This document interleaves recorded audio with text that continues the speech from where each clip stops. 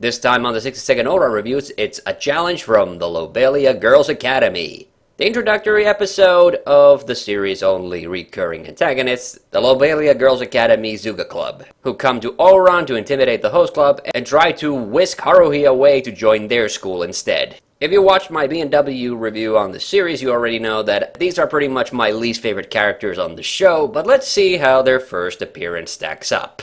Let's get on with it. Kiss, kiss, fall love. First, the positives of the episode.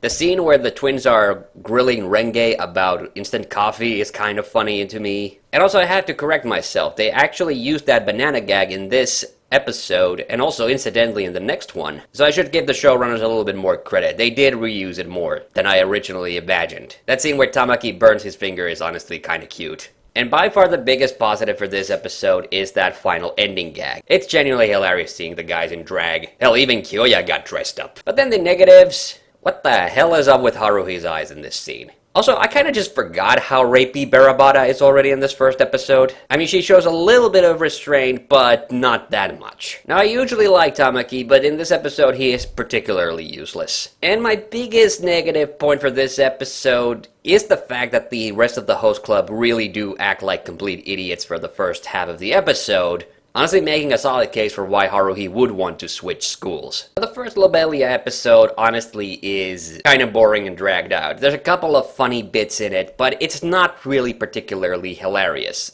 Like I said in my B&W review a long time ago, the second Lobelia episode was actually a lot funnier because Barry Bada and company were so over the top in that one. In this episode, really all the characters come off as complete idiots, and nobody is particularly likable, and the only saving grace really is that final gag, which I find just incredibly hilarious. As does Haruhi, who doesn't even understand why the guys decided to do this, because yeah, it doesn't really make a lot of sense. But I think the number one reason I've never really liked this episode is that almost 95% of it takes place on the host club's doorstep. I don't think I'm even exaggerating on that part. The only time there's a change of scenery is when there's a cutaway when the characters are talking about something else. So yeah, not a great episode, but not awful. I'll give it the rating of 1 special blend out of 3. Until next time, kiss, kiss, fall in love.